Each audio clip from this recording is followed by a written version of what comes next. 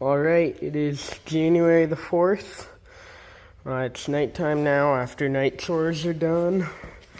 I've been working on getting this skid plate put back on the underside of the Gator.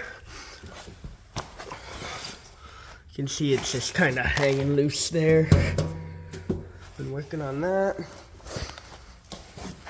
I got oil back in this thing, it runs. I still need to do spark plugs, air filter, fuel filter.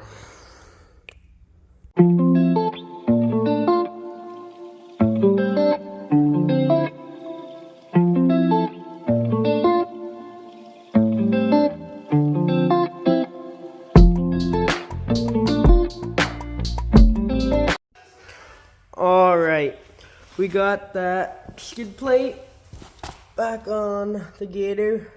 We had to take it off for that oil filter to be able to get it off. See how wrecked this thing is again. And then we're now going to get at the air filter, which is in here. So I've never actually changed the air filter on this before because this is the 200-hour service. So I'm going to take it off now and see if I can get at it. Apparently, this part of the seat tilts forward, but I don't know how. I think I'm just gonna kind of tough it out and use needle nose pliers to pull those things off on the other side, because the seat isn't gonna tilt. It doesn't look like it, but it says in the book, and it has a photo in the book that it tilts, but it just isn't gonna happen. If you look at the way it's engineered, like, literally just solid bar, so I don't think it's gonna tilt, so I'm just gonna tough it out. Well, turns out it does come off. You just gotta pull at it really hard. There's little slots in here and little balls there, and you just really yank at it and it'll come loose apparently. Had to pull pretty hard. I thought I was gonna break it, but it comes off. Alright. I'm gonna pop this filter out. It is very dirty in there. This filter is very dirty because it never got blown out because we didn't know how to take it off. Oh yeah, look at all that dust. Anyway, now we know how, but I'm gonna put the new filter in anyway, even though I could blow that one out, and I'm gonna carefully scoop out all this crap from there because that is falling down into the engine. Alright, so I lied when that was falling into the engine. I felt down, you can stick your finger through and there's a flap, that's the intake, and intake goes through the filter through there so we can safely push the dust through. Might need two hands to put this filter on, but we will try it with one. The filter kind of came a little oval shape, but nope, got it with one. Okay, awesome, that's on. And then I'm going to put the cover on, then we can put this back together.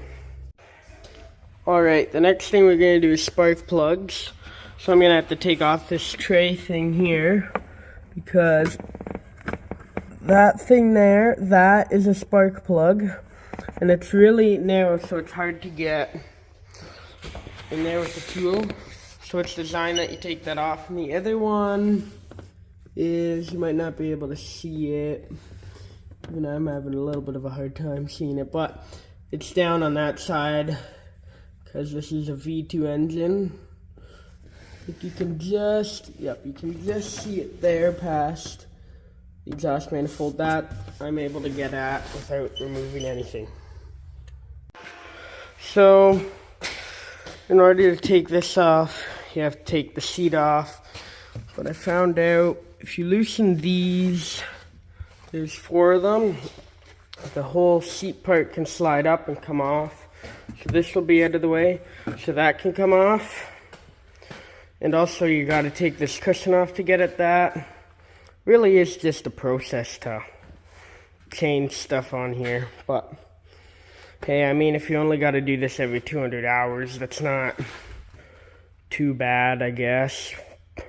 If this thing lasts 2,000 hours, you do it 10 times, and the first time's always the worst time figuring out how everything works, but yeah, I think we got it figured out now. My mom just texted me and my dad, and they said supper's ready. So I gotta call it a night on this thing again.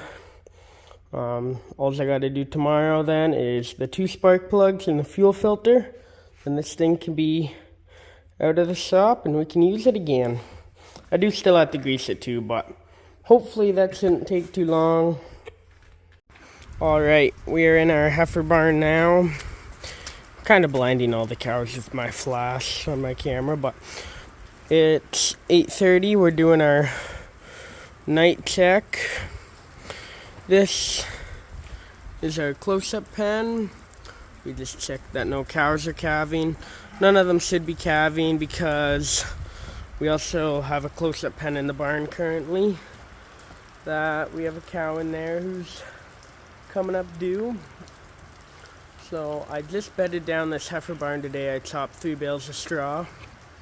So all the cows are already sleeping for the night, resting. So this is the heifer barn done. Now we're gonna go to the dairy barn, push up feed, clean stalls.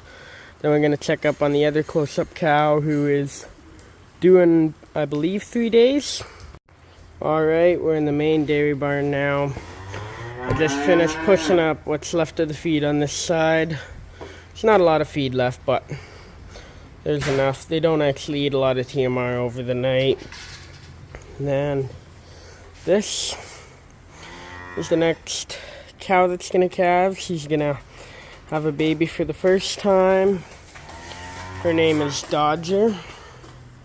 She's generally pretty quiet and pretty friendly, but yeah, she's just kind of doing her own thing, laying down now. This is our baby calf pen. All these calves get milk from the robotic calf feeder. I know I've shown that in one of the other 2 videos I've posted. So they're all just running around for the night, getting their exercise, and then they're gonna go to sleep. That one just walking into the chute there. Probably gonna get a drink. If you're wondering why we got a ball in the middle of the calf pens, it's for enrichment. The calves like to hit it with their head and play with it. So, yeah. These are all our baby calves. Alright, feed is pushed up. Stalls are cleaned. That calf is still debating if she's gonna drink or not. I don't think she is. We are now gonna shut off the lights and call it a night. So, yeah, thank you guys for watching. Hopefully you stayed till the end and watched the whole video. Hope you enjoyed.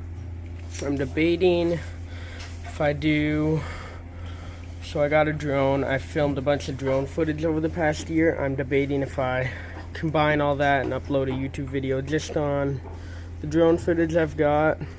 If you guys would like to see that, let me know. So anyways, good night.